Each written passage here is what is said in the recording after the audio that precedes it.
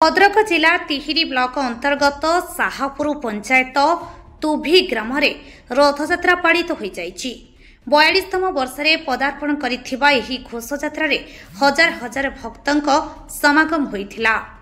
अपराह्न 5टारे गजपति महाराजक प्रतिनिधि स्वरूप मंदिर मुख्य आनंद दास विधि मुताबक जगन्नाथ रथ उपरे छेरा पहरा करथिले। प्राय 5:30 कंडरा गड़िया स्थित मुनिपदा माउसी मां मंदिर अभिमुखे जगन्नाथ रथ गढ़िबा आरंभ करिथिला।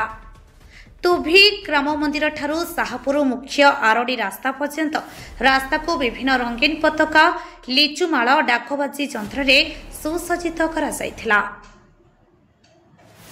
जगन्नाथ मंदिर माउसी मां मंदिर तुभी ग्राम कंडरा गड़िया ग्राम मध्य संपर्कर बंध थिला एही रथयात्रा।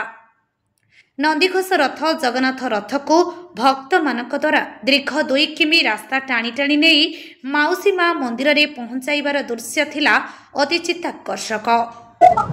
मु होती सुकानी महांती तुभी ग्राम बासिंदा।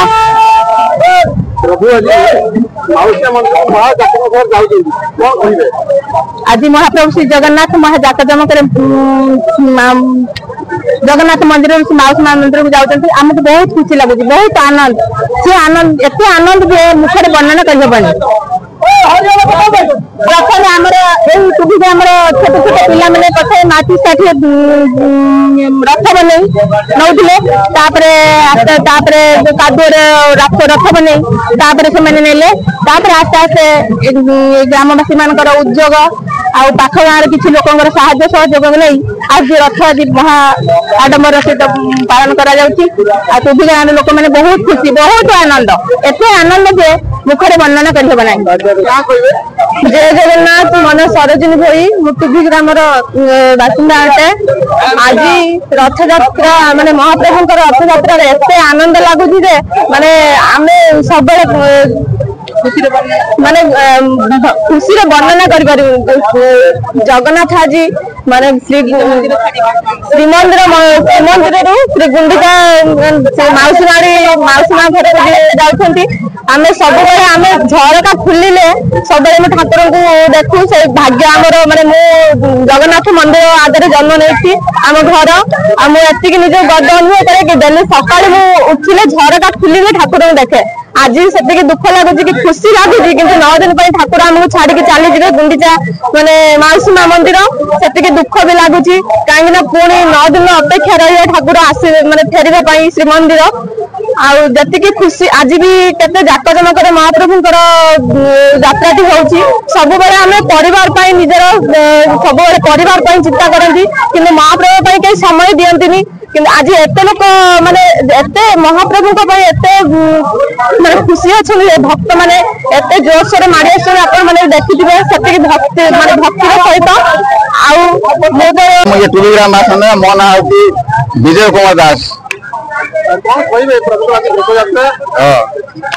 आज रथयात्रा ये रथयात्रा गोटे विराट समस्या ए समस्या केमिति समाधान है आगे सब छोट छोट छुआ मैंने करुले जदि छोट छोट छुआ मैंने करुले कर्म सकर्म जगन्नाथ दयारू ये विराट बड़ आकार धारण कला जदि कला गाँव विवाद सृष्टि केते लोकर प्रभाव दे आम जगन्नाथ करे देबू ना।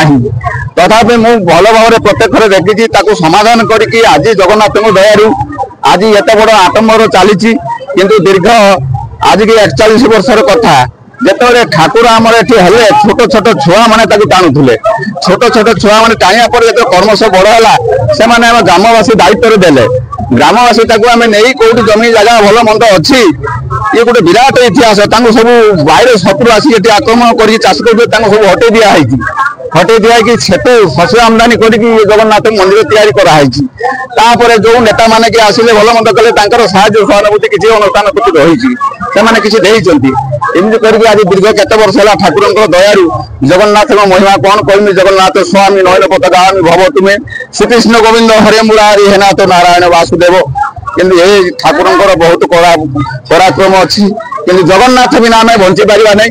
जगन्नाथ आम प्रभु जगन्नाथ छड़ा आम बंची पारू नहीं। जय श्री जगन्नाथ जय श्री जगन्नाथ। आबल वृद्ध वनिता निजकू जगन्नाथ प्रेम हजाई दे नाची नाची नहीं माउसी मां मंदिर रे पहुंचाई। जगन्नाथ मंदिर ठारे समस्त भक्तों पई प्रसाद सेवनर व्यवस्था करा जायथिला। राति प्राय 10टारे जगन्नाथ रथ माउसी मां मंदिर रे पहुंची।